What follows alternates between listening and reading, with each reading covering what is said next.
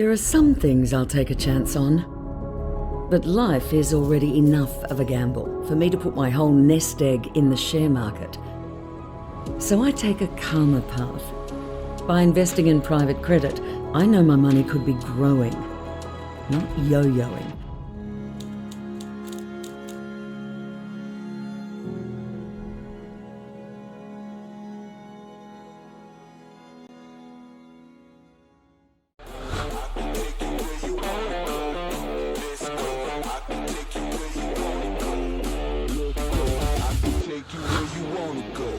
From Barangaroo Studios, the AusBiz COB is the key stuff you need to know about the day in business and finance. Hello, and welcome to the COB. Great to be here with you. Thursday, rolling right along. And guess what? A bit of a comeback kid, this local market. So last time I was on air, just before 12 noon, it was picking itself up off the mat, but I did not foresee this positive momentum coming through. 9,038.7 for the S&P ASX 200, up 1/10%. But we'll check in on that once again when the final match out has taken place. So what changed? Just at a glance, we're now watching US futures mildly into positive territory, although we are still seeing some selling across the Asian region. We continue to see some enthusiasm being expressed for oil, and Bitcoin has also turned positive. Gold turning positive in Asia as well. So that has all really improved this picture as we hit the 4 p.m. mark here in Sydney. So sector-wise, we'll get there in just a minute. But I think that probably one of the hallmarks of today will be this comeback for the local market, looking pretty good. And in fact, when we look sector-wise, 7 out of 11 sectors are now positive. Which sector is leading the pack? Well, it's high energy. As I mentioned, we saw oil up by about 3% overnight. Talk of US sanctions on Russian oil, enough to do that. But I think as well, there was a report from the EIA in the US talking about drawdowns in demand, which speaks to supply, drawdowns in supply, which speaks to the demand story there. And today we had a whole raft of quarterly updates coming from the miners. And the material space is remaining in positive territory as we round out this Thursday session.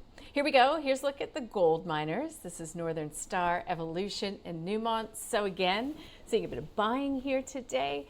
And some of those companies did have production reports out. We'll detail that when we get into the news. How about that?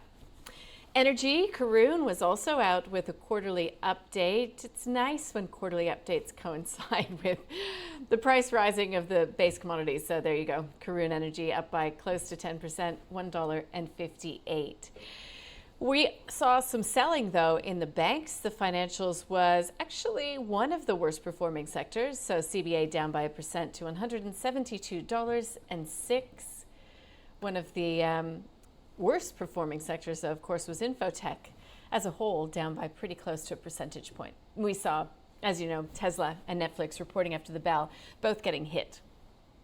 Well, Woodside signing another strategic partnership for its Louisiana LNG development, this time with a natural gas infrastructure leader called Williams. Williams will run the pipeline. Fortescue saw record shipments of iron ore for the September quarter. We also heard a bit of news from South 32. Stephen Pearce will replace Karen Wood as the chair. And Regis was one of the best performers. It reaffirmed its production and cost guidance for the year. Speaking of guidance, IAG has lifted its FY26 guidance. Share price is up by 1.25% to $8 a share. That's after buying the Royal Automobile Club of Queensland. And MA Financial hit a record high on higher inflows, up 6%, pretty punchy. And Australian Clinical Labs hit a 7-week high on its share buyback and also reaffirming its guidance, up by close to 8%. Meantime, the ASX Limited has hit a 16-month low on a higher cost forecast, which I guess comes as no surprise when they're still grappling with their tech issues as well. 57.01 is where it looks to be closing today. Let's get a view on the markets. with David Lane. He's joining us from Ords. David, welcome. What do you make of today? Why do you think we saw this turnaround in sentiment, or was it anything I'm not seeing? Yeah, it was a very mixed day today, Nadine. The index itself only slightly closed in the positive, but most of the day, there were some fairly wild swings across the different sectors. As you said, the energy sector was very positive, buoyed by the better oil price overnight. But then those announcements that came out from Woodside firming up their Louisiana LNG project was a positive there. Karoon Gas, they did really well, although their quarterly result didn't actually look all that positive, but the market gave it a lot of credit. They were the positives in the market, but then quite a few negatives across the board as well, as you mentioned, in the banking and IT sector. So yeah, quite a mixed day today. Yeah, mixed day today, but some of those quarterlies actually looked pretty good, and the share prices did respond accordingly. Starting with Fortescue, what did you make of that update?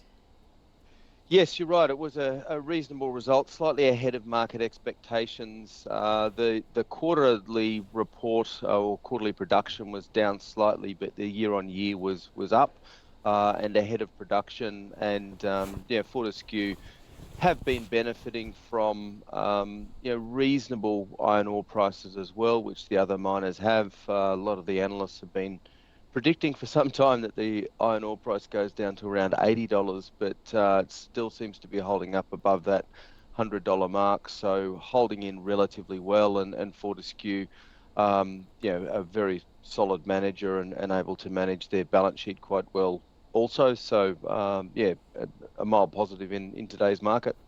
Now, when you are thinking about gaining exposure to the resources plays, I mean, would you ever be swayed by a quarterly production report? Or are you again sticking to some of those bigger thematics, gold, critical minerals, and the like?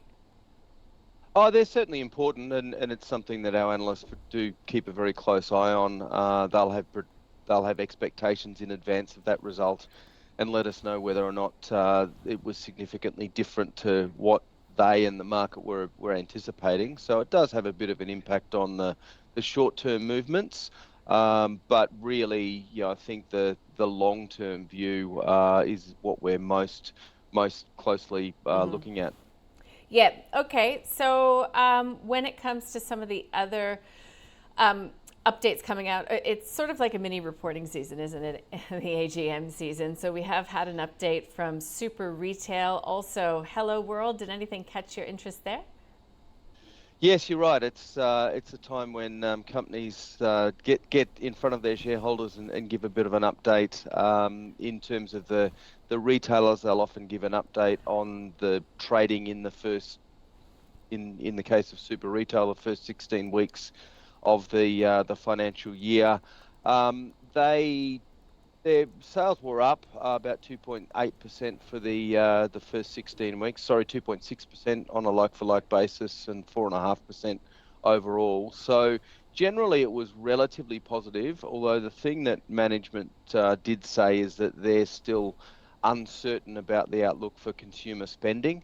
And their BCF business, their sales were only up slightly. So they had an impact of a weaker Father's Day and some adverse weather in New South Wales. So yeah, the market didn't appreciate that result, down slightly. But then on the upbeat side, Hello World actually had a really positive AGM. Most of the commentary appeared to be quite positive. They said they've got some very solid future bookings for the rest of the calendar year 25 and also into 2026. So that seemed to be quite a positive AGM, and the market like that. Yeah, well, nice to have that positivity in there as well. Yeah, there's a lot of information for investors to parse. And also, Hello World being acquisitive, I think just a couple of days ago, didn't it buy a stake in a Gold Coast-based mobile travel agency? So, clearly they're making some moves in that smaller cap space. I was just checking in, David, on the Fear and Greed Index, and it shows me that fear is bordering on extreme fear. How are you feeling? I don't know about fearful, but certainly cautious. And definitely, yeah, we are seeing some significant swings in individual share prices. As I said, today the index didn't move a lot, but when you look at the movements of a lot of the companies, we're seeing multiple percentages on a daily basis. So that does indicate that there is a lot of trading activity, a lot of volatility, and as we've seen in the gold price, there's been significant swings there in the last couple of days. So yeah, there's definitely a lot of signs that the caution or the fear is heightened at the moment. It's the valuations are very extreme in most cases as far as the large caps and the index itself is concerned. So yeah, certainly on the cautious side at this point in time. Yeah, okay. And then when you're thinking about what happens between now and the end of the year, I mean, we've got some commentators saying we could easily see a pullback of, even around the 15% mark. If we do see this trade tension, the standoff that's happening right now between the US and China actually come to fruition now that Donald Trump is talking about, tariffs on software and the like. I mean, is that the sort of scenario that you're thinking of? Or is a sort of volatile time likely to be capped off, in your view, by, dare I say, a Santa Claus rally? Well, look, to be honest, both could be possible because, we are at extreme levels. We are anticipating that there is the potential that we do get a bit of a correction in the near term. So in many of our portfolios, we've been taking profits on a lot of those stocks that have done well, holding a little bit more cash. They're ready because, as we've seen in recent years, those sell-offs can happen quickly and the rebound can also happen fairly quickly. So look, it is quite conceivable that we do get a correction of 10 to 15% in the next month or two, and then also we could get a Santa rally as we head closer to the end of the year. Be ready for anything, I guess that's what you're saying, David. Exactly right, yes. All right, well, thanks for joining us to wrap the market today. Nice to have you. We'll speak soon. Thanks. David Lane there joining us from Ord Minnett. He's up in Brisbane. All right, let's get across what's happening in terms of some of the stock of the day. Stock of the day was Netflix. So we had a U.S. sort of international special today. Mark Moreland from Value 3, Mark Gardner from MPC Markets.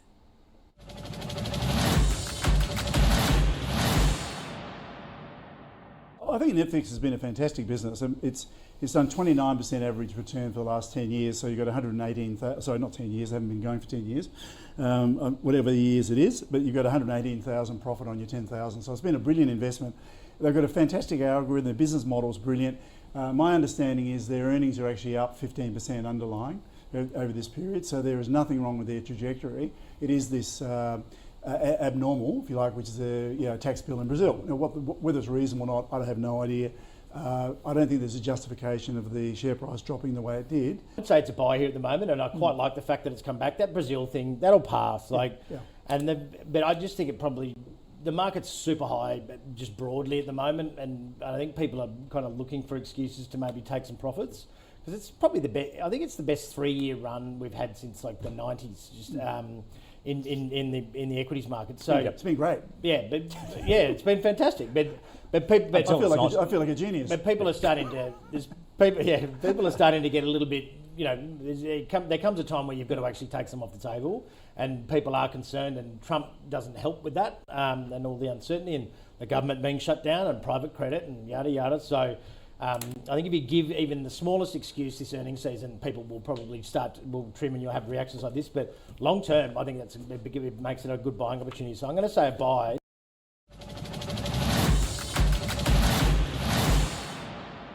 There you go. That's Netflix. Yeah, it had a Brazilian tax charge, even though it's charging and making more money from its advertising these days.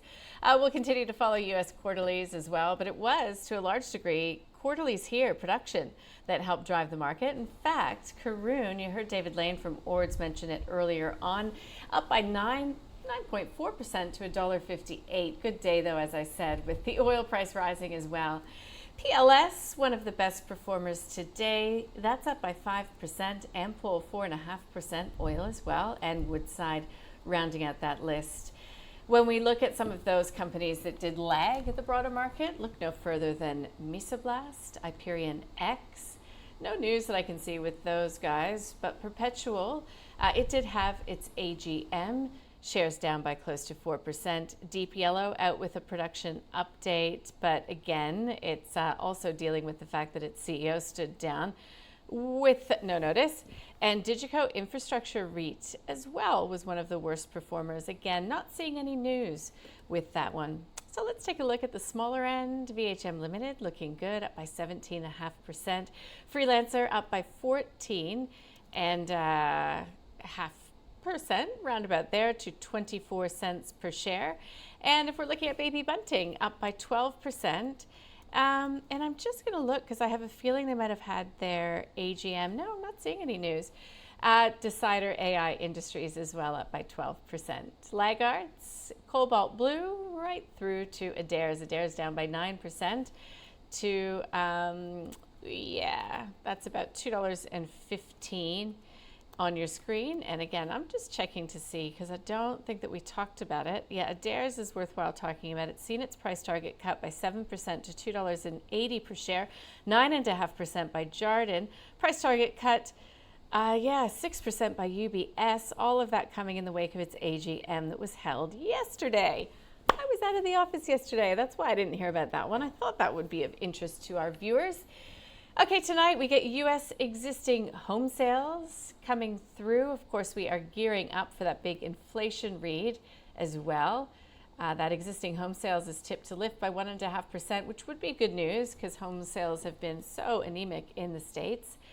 And tomorrow we do get some PMIs for the month of October. The RBA Governor Bullock speaks about the role of the payment of the RBA in the payment system at the Bradfield Oration in Sydney. We also get quarterly earnings coming through from Newmont, PMLS, and Whitehaven Coal, and AGMs for EVT, for McMahon, for Supply Networks. Now, here is a look at the CBO Australia Index on your screen. When I flip over and look at the S&P ASX 200, again, positivity, ended up flatlining by the end of the day, 9,033, so a little bit of selling as we head toward the close. Asian markets, well, Chinese markets still coming under a bit of pressure. U.S. futures continue to look pretty good, as does many in the commodities complex, including oil, Bitcoin as well. Look, if you've missed anything today, please do feel free to catch up. And you can also catch up, if you missed it, with Small Caps Big Ideas. All of those sessions are now on live. You just have to go to the series link at the top of the webpage, ausbiz.com.au. Hope everyone has a good night. We'll see you tomorrow morning. The COB is brought to you by Montgomery Investment Management. The world is volatile. Your financial future doesn't have to be. Find out more at montinvest.com.